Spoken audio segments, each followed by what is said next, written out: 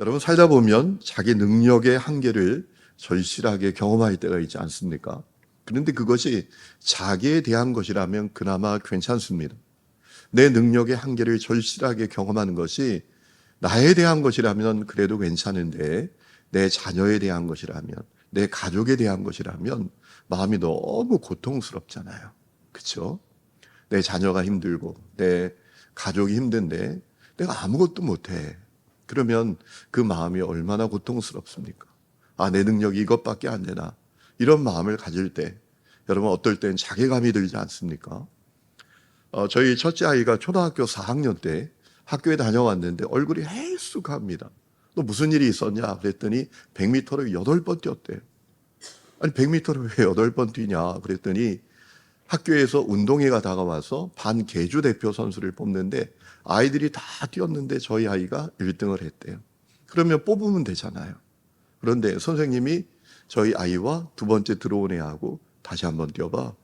다시 한번 뛰어봐. 다시 한번 뛰어봐. 7번까지 애가 이겼는데 8번째 너무 힘들어가지고 졌더니 8번째 이긴 아이에게 네가 나가라고 하더래요. 막 아이가 속상하고 몸도 피곤하고 마음도 피곤하고 그래서 온 거예요.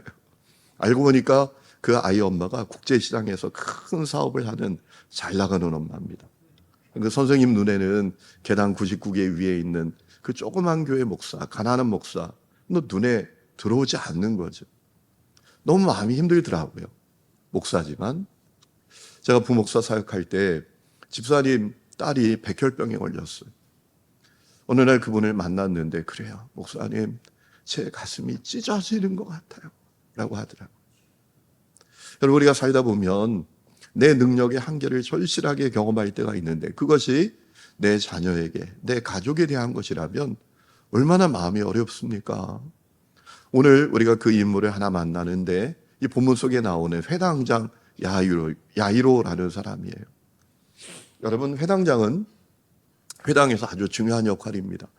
이스라엘 성들이 나라 망하고 포로로 끌려가면서 이제 회당이 시작이 되지 않습니까? 성전이 사라졌어요. 파괴되었어요. 더 이상 성전에서 예배할 수가 없어요.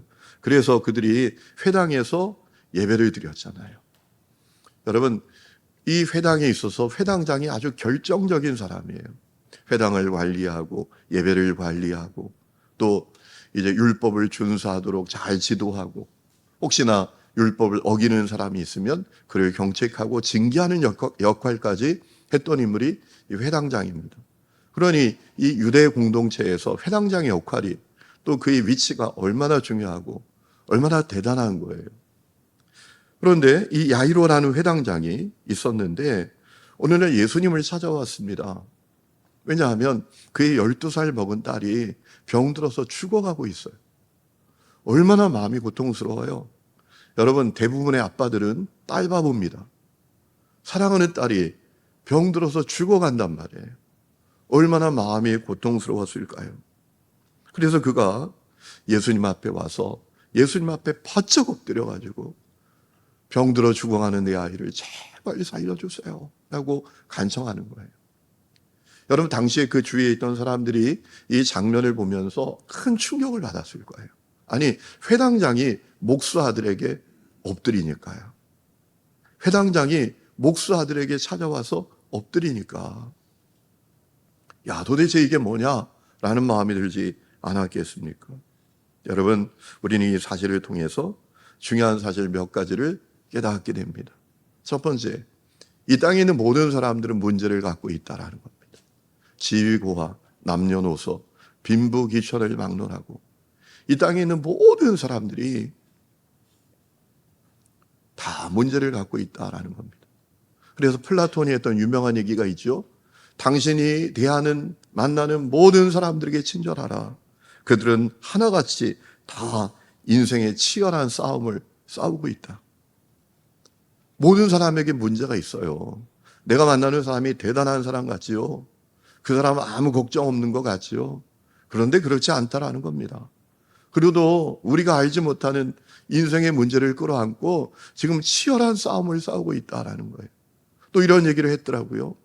누구나 살아가면서 소리내어 읽지 못하는 한 페이지가 있다. 야, 이게 내 얘기인데 막 가슴이 먹먹해서 소리내 여기지 못하는 인생의 한 페이지가 있다라는 거예요. 여러분, 이 땅에 문제 없는 사람 없습니다. 다 문제가 있어요. 지위고와 남녀노소 빈부귀천을 막론하고 문제를 다 갖고 있다라는 거예요. 그런데 그 문제가 웬만한 문제가 아니라 결정적인 문제일 수 있다는 겁니다. 내 힘으로 아무리 애써도 해결할 수 없는 문제, 죽었다 깨도 해결할 수 없는 문제가 있다라는 것입니다. 그리고 그 결정적인 문제는 어떤 방법으로 어떤 수단을 통해서도 해결할 수 없다라는 거죠. 내가 가진 돈, 능력, 관계, 내 인생의 노하우, 이거 아무 소용없어요. 여러분, 오늘 본문 속에서 나오는 이 회당장, 여러분, 이 사회에서 힘께나 쓰는 사람이에요. 그가 자기 병들어서 죽어가는 딸을 위해서 안 해본 게 뭐가 있겠습니까? 그가 뭘 안 해봤겠습니까? 그런데 안 되는 거예요. 여러분, 우리가 인생의 문제를 만납니다. 그런데 어떤 문제는 웬만하지만 어떤 문제는 결정적인 문제입니다. 도무지 해결이 안 돼요. 이건 해결 방법이 없어요. 여러분, 그때 중요한 사실이 있어요. 그때야말로 하나님 앞에 바짝 엎드려야 한다는 겁니다. 내 모든 자존심, 교만함, 완고함 다 내려놓고 하나님 앞에 그때야말로 바짝 엎드려야 한다는 것입니다. 여러분, 성경에 보면 하나님의 마음에 합한 사람들이 있었습니다. 다윗, 여호사밧, 히스기야. 그들의 공통점이 뭡니까? 엎드림의 실력이 있었어요. 그의 신분이 중요하지 않아요. 엎드리는 거예요. 엎드리는 거. 주님, 나를 주님 앞에서 쫓아내지 마십시오 라고 다윗이 하나님 앞에 고백하면서 엎드리잖아요. 여러분, 엎드림이 실력이에요. 교회의 실력도 예배당 크기가 아닙니다. 교회 역사도 아닙니다. 얼마나 모였냐도 아닙니다. 교회 실력도 엎드림이 실력인 것을 믿으시기 바랍니다. 엎드리는 성도들이 그 교회에 얼마나 많냐? 하나님 앞에 엎드려야 된다라는 거예요. 여러분, 이 야이로의 탁월성은 하나님 앞에, 그 결정적인 문제 앞에, 예수님 앞에 나와서 엎드렸다라는 거예요. 사랑하는 성도 여러분, 오늘 어떠세요? 여러분은 엎드리는 분들이신가요? 여러분 엎드리시는 분들인가요? 그저 모양만이 아니라 마음의 중심으로 주님께 엎드리는 분들이신가요? 교만한 마음, 완고한 마음, 자존심 다 내려놓고 하나님 앞에 엎드리는 분들이신가요? 여러분 가운데 어떤 분들은 이렇게 생각할 수 있어요. 글쎄 나는 그렇게 엎드릴 일이 없는데, 내게는 결정적인 문제가 없는 것 같은데, 이런 생각하는 분들이 계실지 몰라요. 정말 그럴까요? 여러분, 세상에서 가장 결정적인 문제가 뭡니까? 가장 심각한 문제가 뭡니까? 사람이 하나님과 분리되어 있는 문제입니다. 여러분, 인간은 하나님과 분리되어 존재할 수 없습니다. 하나님과 분리된 존재는 그 끝이 비참합니다. 로마서 6장 23절에 죄의 삭은 사망이요, 죄의 삭은 사망이요 라고 했습니다. 그러나 하나님의 은사는 그리스도 예수 우리 주 안에 있는 영생이니라. 죄의 대가는 죽음이지만 하나님 주시는 선물은 영생입니다. 여러분, 그렇기 때문에 사람에게 결정적인 문제는 하나님과 분리된 문제입니다. 그렇다면 여러분의 가족들은 주님과 연결되어 있나요? 여러분의 자녀들은 지금 주님과 연결되어 있습니까? 혹시 주님과 분리되어 있는 것 아닙니까? 여러분 자녀가 어떤 대학 나왔냐? 어떤 직업 갖고 있냐? 연봉이 얼마냐? 몇 평 아파트에 사냐? 이거 묻는 게 아닙니다. 여러분의 자녀들이 주님과 연결되어 있습니까? 혹시 주님과 분리되어 있지 않습니까? 그렇다면 그거 결정적인 문제입니다. 심각한 문제입니다. 엎드려야 될 문제입니다. 정말 사실 곡기를 끊고 엎드려야 될 문제입니다. 여러분, 성경은 인생을 가리켜서 뭐라 말합니까? 안개라고 말하잖아요. 야고보서 4장 14절, 너희 생명이 무엇이냐? 너희는 잠깐 보이다가 없어지는 안개니라 라고 했습니다. 왜 인생을 안개와 같다라고 했나요? 안개는 불확실합니다. 불확실해요. 이게 언제 안개가 낄지, 언제 거칠지 이걸 잘 몰라요. 이따가 순식간에 사라져요. 제가 예전에 중국 선교할 때 하얼빈 공항에 갔는데 더 올라가야 되는데 갑자기 비행기 갈아타야 되는데 방송이 나와요. 비행기 안 뜬다고. 지금 안개 때문에 못 간다고. 안개가 언제 거칠지 모르니까 기다리라고. 가서 직원에게 물어봤어요. 언제까지 기다려야 되냐고. 그랬더니 모른다고 기다리래요. 그랬더니 금방 또 방송이 나와요. 무슨 방송이 나오냐. 안개 다 거쳤다고. 탑승 준비하라고. 이게 안개예요. 불확실해요. 인생이 불확실하다고요. 그래서 우리가 이런 찬양이 있잖아요. 내일 일은 난 몰라요. 내일 일은 난 몰라요. 한 치 앞도 모르는 인생입니다. 그러니 인생이 하나님과 분리되어 있다는 것은 너무나 심각하고 치명적이고 결정적인 문제예요. 여러분, 그렇다면 여러분 하나님 앞에 엎드리고 있습니까? 내 자녀를 위해서, 내 가족들을 위해서. 여러분, 주님은 엎드리는 자를 결코 외면하지 아니하십니다. 오늘 24절에 놓치지 말아야 될 말씀이 있습니다. 이에 여러분 이거 놓치지 마십시오. 동그라미 치워 놓으세요. 이에 세상에 잘 나가는 회당장이라고 할지라도 결정적인 문제 앞에 예수님 앞에 나와서 바짝 엎드리니 그를 외면하지 아니하십니다. 그와 함께 가셨다라고 있습니다. 오늘 역사가 여러분에게 있기를 축원합니다. 엎드리셔야 합니다. 엎드리셔야 합니다. 주님은 엎드리는 자를 외면하지 아니하십니다. 자, 그런데 문제가 생깁니다. 주님이 가시는데 문제가 생겼습니다. 12년 혈류병 걸린 여인이 예수님께 찾아와서 도와달라고 하는 바람에 시간이 다 지나가는 거예요. 여러분, 이때 야이로가 얼마나 애가 탔을까요? 아니, 내 딸이 죽어간단 말이야 지금. 그런데 이렇게 시간이 흘러가면 돼. 이렇게 지체되면 돼. 아마 그의 가슴이 타들어가고 발을 통동동 굴렸을 거예요. 빨리 가야 되는데. 자, 그런데 더 충격적인 일이 생깁니다. 야이로 집에 있는 사람들이 찾아와요. 하늘이 무너져 내리는 소식을 전합니다. 딸이 죽었대요.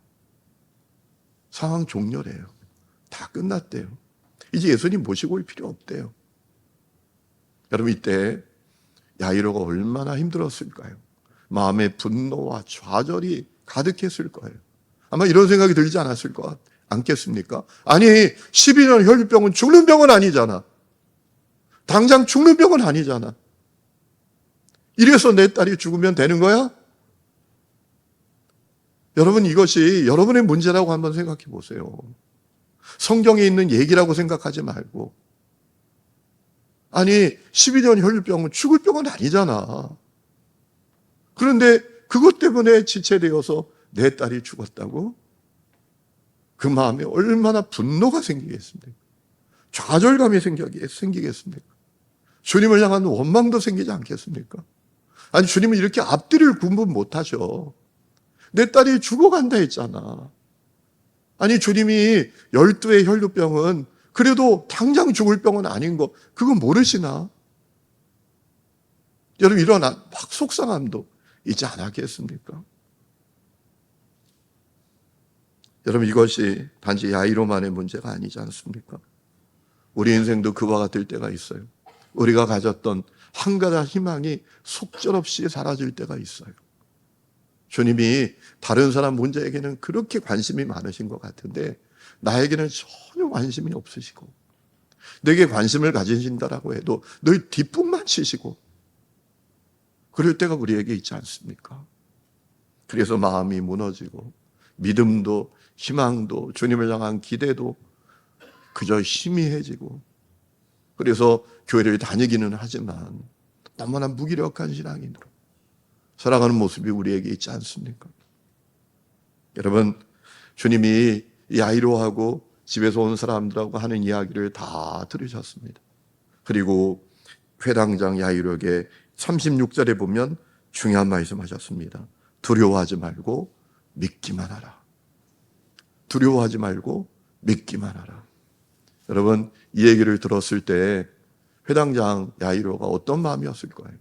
기가 막히지 않겠습니까? 도대체 아니 다 상황 끝났는데, 아니 죽었잖아, 끝났잖아, 죽으면 끝이잖아. 그런데 뭘 믿으라는 거예요 도대체?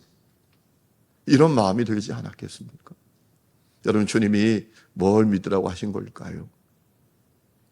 나는 전능하다라는 사실을 믿으라라는 것이겠죠. 나는 병든 자만이 아니라 죽은 자도 해결할 수 있다. 내게는 병든 것, 죽은 것, 이거 다 똑같은 문제다. 내게는 병든 것보다 죽은 것이 더 큰 문제가 아니다. 이 사실을 믿으라라는 것이지요. 두 번째는 그렇기 때문에 내게는 너무 늦은 때가 없다. 나에게는 절대 늦는 때가 없다. 라는 사실을 믿으라라는 말씀이었겠죠. 여러분, 오늘 우리에게도 들려오는 말씀이에요. 여러분, 우리가 살아가면서 다 끝났다. 이제 희망이 없다. 이거 다 부질없다. 그런 마음이 들 때 있습니다. 여러분, 그러나 기억하십시오. 우리 주님 전능하십니다. 우리 주님 전능하시기 때문에 끝날 때까지 끝난 것이 아닙니다. 이 믿음을 우리가 가져야 할 줄로 믿습니다. 우리 주님께 너무 늦는 때는 절대로 없습니다. 여러분 인생을 보면서, 여러분의 자녀들을 보면서, 여러분의 가족을 보면서 그런 마음 가질 때가 있잖아요. 너무 늦었어. 안 돼. 끝이야. 아닙니다. 주님은 끝을 시작으로 만들 수 있는 분이십니다. 절대 절망을 절대 희망으로 만드실 수 있는 분이십니다. 이 믿음을 가져야 될 줄로 믿습니다. 예수님께서 회당장 집으로 계속 가십니다. 예수님 하실 수 있으니까. 가보니까 사람들이 울고 불고 통곡하고 있어요. 그때 예수님께서 뭐라고 말씀하십니까? 울지 마라. 이 아이가 죽은 것이 아니라 잔다. 여러분, 놀라운 말씀 아닙니까? 그러니까 주변에 있는 사람들이 수군수군거리고, 오늘 말씀을 보니까 여러분, 사람들이 비웃었대요. 원문을 보면 가다켈레오라는 단어인데 조롱했대요. 조롱. 야, 웃기고 있네. 죽었는데 잔다고? 정신없는 거야? 야, 이상해. 바보 아니야, 바보? 아니, 사는 거하고 죽은 거하고도 구분을 못해? 막 이런 태도로 나왔다라는 것이죠. 조롱했다라는 겁니다. 조롱. 야, 미쳤어. 그렇게 반응했다라는 거예요. 아마도 그때 회당장의 마음도 흔들렸을 것 같아요. 맞지? 다 끝난 거지. 죽었는데 뭐. 내가 지금 뭐 하고 있는 거야 도대체. 아마 이런 마음을 그가 갖게 되었을 것 같아요. 그도 사람이잖아요. 여러분, 오늘 우리에게도 똑같아요. 우리가 믿음으로 살 때 우리가 믿음으로 사는 것을 방해하는 시험이 있어요. 그 시험을 이겨야 돼요. 첫 번째 시험은 내 내면의 시험이에요. 우리 속에 계속 그런 음성이 들려와요. 우리 속에서 안 되는 거지. 또 두려움, 불안, 염려, 초조함. 이거 안 될 것 같은 거. 이거 가망 없을 것 같은 거. 그런 생각이 끝도 없이 밀려와요. 여러분, 참 신기하지 않습니까? 믿음 갖는 것은 그렇게 어려운데요. 의심하고 불신하는 것은 그렇게 쉬워요. 우리 속에 두려움, 염려, 불안, 초조, 이것이 끝도 없이 넘쳐납니다. 두 번째는 우리 몸, 우리 마음이 완전히 피곤하고 지치게 되는 시험이에요. 문제가 지속이 되고 실패가 지속이 되고 어려움이 지속되면 어떻게 되죠? 몸도 마음도 다 지쳐요. 그래서 모르겠다. 완전히 몸도 마음이 탈진하게 됩니다. 완전히 무기력하게 돼요. 그래서 어떤 것에도 반응하지 않게 된다니까요. 좀 믿어봐, 기도해봐. 몰라. 이렇게 된다니까요. 그리고 사람들의 시선, 마을이라는 시험이 있어요. 우리가 어렵고 실패하고 좌절하고 문제 가운데 살면 사람들의 눈빛까지 이상하잖아요. 정죄하는 눈빛, 조롱하는 눈빛, 참소하는 눈빛. 그럴 줄 알았어. 마치 욥의 친구 엘리바스 빌닷 같이, 야, 네가 괜히 그런 고난 당하니? 너 죄 때문에 그래. 너 우리가 모르는 죄 있지. 그거 회개해. 그럼 너에게 유쾌하게 되는 날이 올 거야. 여러분, 사람들이 그렇게 우리에게 다가온단 말이에요. 그런 시험이 우리에게 있어요. 그 시험의 배후에 악한 영의 역사가 있죠. 여러분, 그 시험 이겨내야 합니다. 그 시험 물리쳐야 합니다. 그래서 우리가 깨어서 기도해야 합니다. 왜냐하면 시험을 이기는 방법은 기도밖에 없습니다. 우리가 깨어 있다라는 게 뭡니까? 기도하고 있다라는 거예요. 기도하고 있다라는 것은 깨어 있는 것입니다. 제 얘기가 아닙니다. 우리 예수님께서 겟세마네 동산에서 한시도 기도하지 못하고 그저 졸고 있고 지쳐 있는 그 제자들에게 말씀하셨잖아요. 시험에 들지 않게 깨어 기도하라. 시험에 들지 않게 깨어 기도하라. 이 말씀의 의미는 무엇입니까? 깨어 기도하지 않으면 시험 들게 되어 있다라는 거예요. 아무리 대단한 신앙이 같아도, 아무리 대단한 신앙의 연수와 스펙을 갖고 있는 것 같아도 기도하지 않으면 시험 들게 되어 있습니다. 여러분, 저는 우리 하나님교회 성도들이 기도하는 분들이 되시기를 축원합니다. 여러분, 예수님께서 아이와 아이의 부모와 또 제자들 데리고 그 아이 방에 갑니다. 그리고 정말 놀랍게도 죽은 아이를 자는 아이처럼 말씀하십니다. 소녀야, 일어나라. 달리다 구음. 여러분, 소녀야, 살아나라 라고 하시는 것 여러분 주목하셔야 합니다. 소녀야, 살아나라 라고 하시지 않고요. 소녀야, 일어나라 라고 하셨어요. 그랬더니 아이가 눈을 뜹니다. 일어납니다. 살아나게 되었습니다. 사람들이 깜짝 놀랍니다. 예수님께서 분명히 이 아이가 살아난 것을 확인시켜 주려고 먹을 거 줘라. 먹으면 사는 거잖아요. 먹으면 힘을 얻는 거잖아요. 사람들이 깜짝 놀랐습니다. 여러분, 오늘 이와 같은 역사가 여러분의 삶 가운데 있기를 주의 이름으로 축원합니다. 오늘 말씀이 우리에게 주시는 분명한 메시지가 있습니다. 내 상황이 너무나 비관적으로 보여도, 내 인생이 끝났다고 여겨져도, 내 현실이 정말 비참한 현실이라고 여겨져도 절대로 낙심하지 말라. 포기하지 말라. 주를 바라보라. 하나님 앞에 엎드리라.